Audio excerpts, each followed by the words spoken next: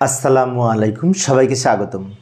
প্রিয় শিক্ষার্থী বন্ধুরা, আজকে আমি যে আইসিটি বিষয়ের আমরা যখন লজিক ফাংশন থেকে লজিক গেট অঙ্কন করি, সেক্ষেত্রে এইখানে লজিক ফাংশনটি দেওয়া আছে। এর পরিপ্রেক্ষিতে লজিক গেট অঙ্কন করার জন্য আমরা যদি লক্ষ্য করি তাহলে দেখতে পাই এখানে এ নট আছে আর বি আছে, দুইটা যোগ হয়ে তার উপরে নট, মানে এটি দ্বারা একটি নর গেট অঙ্কন করতে হবে।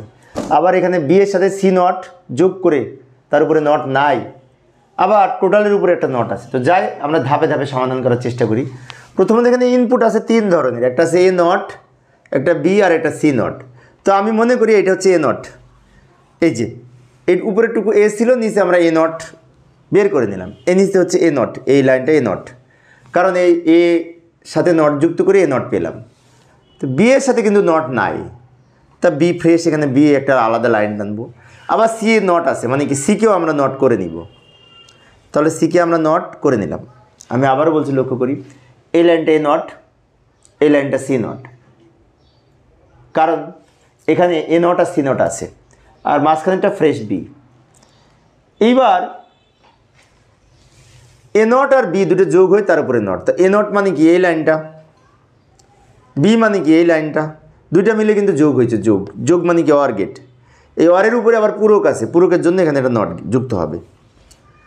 তাহলে এ নট আর বি, এ নট আর বি দুইটা যুক্ত হয়ে আমরা এখানে একটি অরের উপরে নট যুক্ত করে নর গেট অঙ্কন করেছি, যেটি হচ্ছে এ নট প্লাস বি, তার উপরে নট। আচ্ছা, এবারে এইটা তো আমরা এই ব্র্যাকেটের অংশটুকুর কাজ আগে করে নিলাম। এবার এই ব্র্যাকেটের অংশটুকুর কাজ করব। এই ব্র্যাকেটের মধ্যে কি বলা আছে, B plus C not. B মানে কি এটা, সি নট মানে কি এই যে এটা, এই দুটো মিলে যোগ হয়েছে, যোগ মানে অর গেট। এর উপরে কিন্তু নট হবে না, কারণ এর উপরে আলাদা নট নাই। এখন অনেকের মনে হতে পারে এই যে উপরে নট না, ওই নটটা এই প্লাসের উপরে, এইটির উপরে না। তা এখানে যে লাইনটা বের হলো এটা হচ্ছে বি প্লাস সি নট। আবার ভালো করে লক্ষ্য করি, এই ব্র্যাকেটের অংশটুকু হতে আমরা এটা পেয়েছি, এই লাইনটা, এই ব্র্যাকেটের অংশটুকু হতে এই লাইনটা পেয়েছি, দুইটা মিলে আবার কি হয়েছে, যোগ হয়েছে। যোগ মানে কি অর গেট আঁকবো,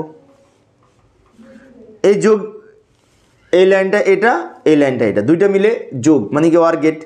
এখন এই যোগের উপরে কিন্তু এই নট আছে, পূরক আছে, সেজন্য এখানে আরেকটি নট অঙ্কন করব। তো এই যে লাইনটা বের হলো এটি হচ্ছে টোটাল লাইনটা।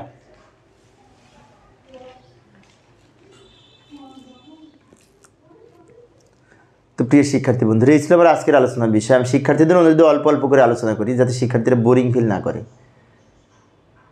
তো পরিশেষে সবাই ভালো থাকবে এবং সুস্থ থাকবে, এই কামনায় খোদা হাফেজ।